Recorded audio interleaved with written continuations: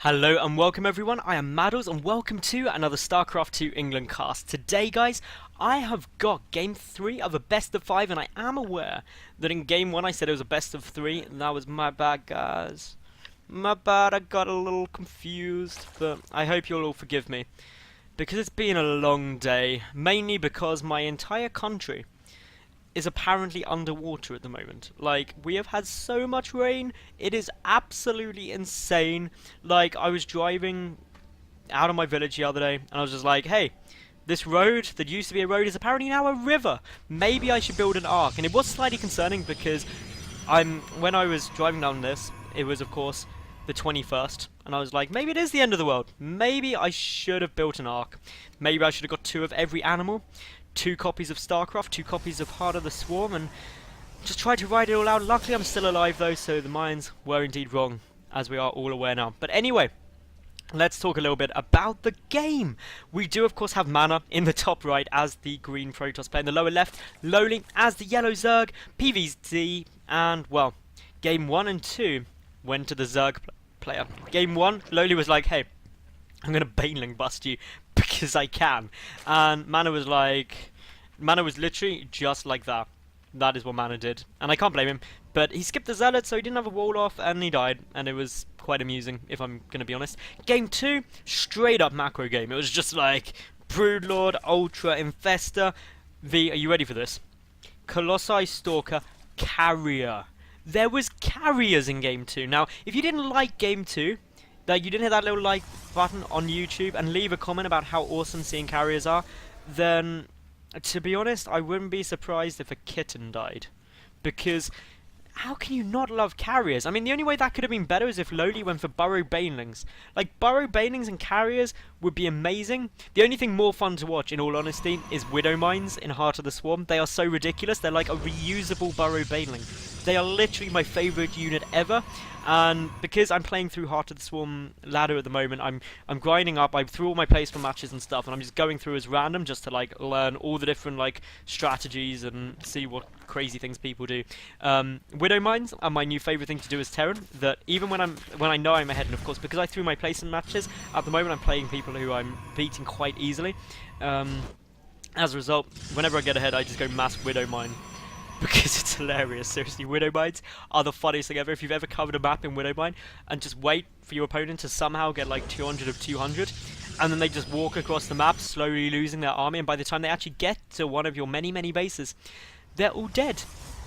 It's quite fun and incredibly frustrating to play against, because one of the only games I lost, and I think it was when I just got up to, I believe it was high gold, low platinum as random, like on my grind up, was when I first lost a game, and it was unfortunately to someone who went mass Widow Mine, and I know how then everyone I'd done it to felt. So, bit of a shame, but anyway, let's talk about what's going on in this game. We do of course have MaNa. He went down for that, he got his Forge in his main base, then his Nexus, started walling off, it's all fairly normal. Meanwhile, LoWeLy got the gas, he's done that every game so far. And that gas means he delays this base. I mean, as you can see, we have nearly 5 minutes. Not seeing a third base at the 5-minute mark is usually cause for an awful lot of concern. Except so far it's worked incredibly well for LoWeLy. He's done just great in game 1 and 2, going for this exact build where he gets that gas quite early on. He's getting the speed early. Of course, in game 2 we saw him pull the guys out of gas because he went for 7 roaches. He was basically doing a 7 roach rush. And MaNa held it okay.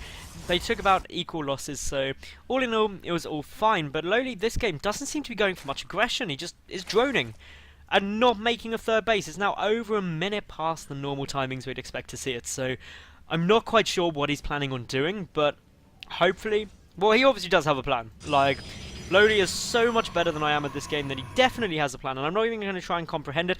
Oh my goodness, it's a lair. It's a lair, an extractor. 3rd and 4th extractor, Mutalisks. Mutalisk is the immediate thing I'm thinking. He's going to go Muta.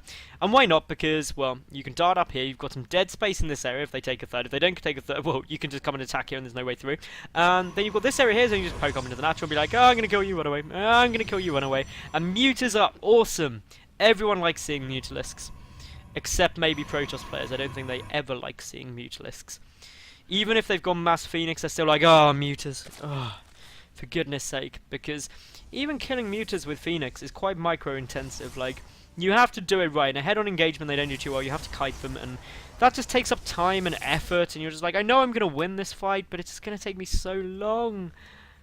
Anyway, Banelings are on the cards for FXOLoWeLy. So, we may not actually see Mutalisk, we may see Bane Rain, which is another awesome playstyle. And I've got to say, from FXOLoWeLy, he's been doing some awesome stuff. He's not afraid to push out the boundaries. These Zerglings are coming to scout round, are spotting this pylon. I don't know how they spotted that pylon, but they spotted it and picked it off, so that's pretty awesome. I don't know if you saw it with an Overlord or saw the probe moving up there, but nonetheless, that's cool. The Infestation pick coming down. So, apparently my prediction of Mutas is completely inadequate, is the word I'm going to use. It's completely inadequate, my ability to predict that it was going to be Mutas from 2 base and 4 gas with an early lair.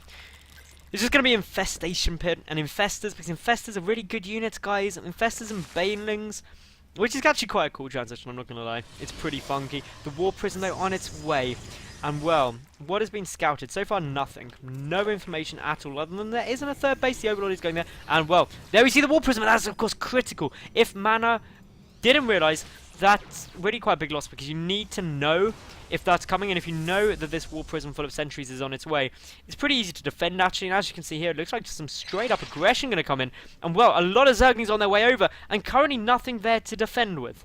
The Stalkers are now on their way down, though, so they are going to complete the wall off, although apparently, or are they? No, maybe, yes, perhaps, just who knows. Meanwhile, though, this War Prison warping in some Zealots, carrying in the sentries, and of course this is all pretty scary as a Zerg player, because your 3rd base is exceptionally vulnerable right now. These rocks trying to get taken out. We've got 22 more Zerglings on the way, a lot of them just popping there, more Zealots warping in them. We know what's good against Zerglings, it is indeed Zealots, especially when they have an upgrade advantage, because then they 2-shot Zerglings rather than taking those 3 shots, which of course anyone and everyone should know by now. Meanwhile, though, these Zerglings are apparently not really interested in the Protoss army, and are much more concerned with the rocks. Banelings are morphing, though.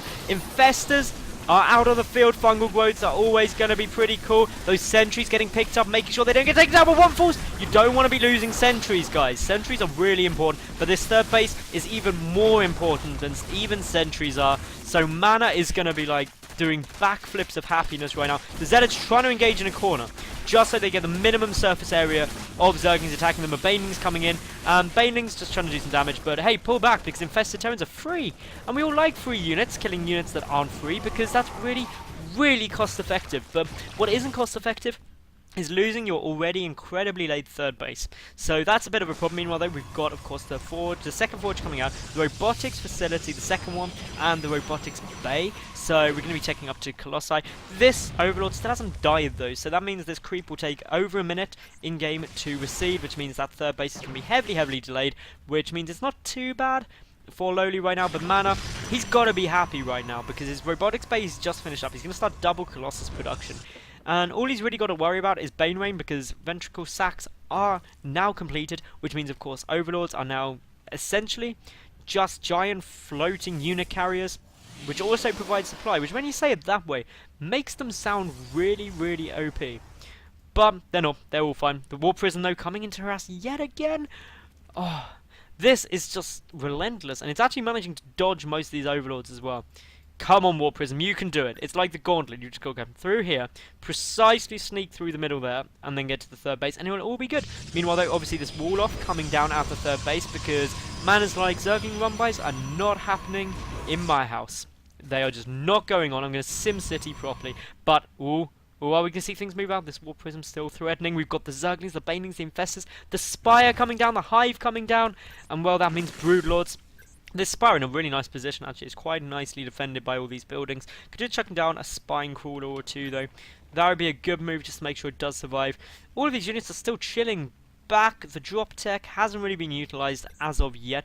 Great map vision, though, from FXOLoWeLy, because at least in the direct attack path, his creep spread is just like in a straight line to his opponent. He's also got these Zerglings running around, one outside on patrol outside the front of his opponent's base. So this is really important. It's something you see a lot of people forget. It's just so you know when your opponent's moving out, which is always a very important thing as Zerg, because then you can panic and use all those lovely lava to make units so you don't die, which is easier said than done quite a lot of the time. Meanwhile, though, obviously more gateways adding on. The Colossus count is getting higher. We're about to go up to 4 Colossi. That's good. We've got the +1 armor on its way. I do believe we've also got the +3 weapons, so that's good. everything upgrading and nicely. Meanwhile, the 2-2 just finishing up now. This Overlord coming to scout in. It doesn't have any units in it, unfortunately, but is going to get a good scout off, see exactly what is happening. Meanwhile, more Overlords are on their way through. More units are massing up. This War Prism still doing nothing. The Great Aspire is started. It is in production. We've got 6 Corruptors coming out. Adrenal Glands as well, because why not? Adrenal Glands is an awesome upgrade that every Zerg player should get because it is just fantastic.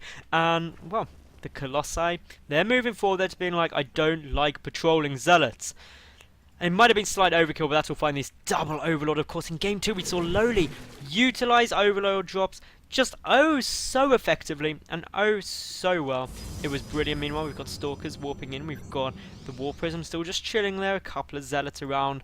Oh, none of this is going to get scouted. It could potentially do an awful lot of damage. Meanwhile, though, the 4th base nearly up and running. The push coming forward in what is just, well, a lot of Stalkers and a lot of Colossi. 3 Zealots in there as well, but, well, in come the drop. Is the Robotics Bay going to get focused down? It'd be something I'd target if I was going in. But the Mineral Line going to take damage. The Robotics Bay going to take damage. The Probe's getting pulled ASAP. Some Zerglings are getting pulled off, trying to deal with a few more of those. Are we going to see a Warp in anywhere?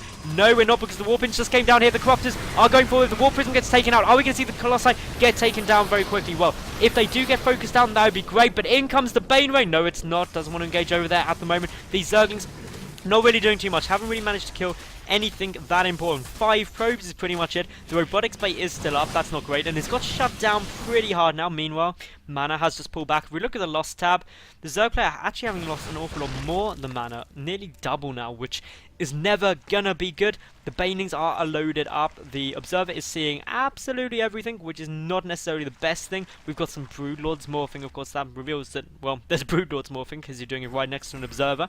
But that's fine because MaNa, he's got a good Stalker count. He's always been really low on Infestors. He was low on Infestors in Game 2 as well, if you remember.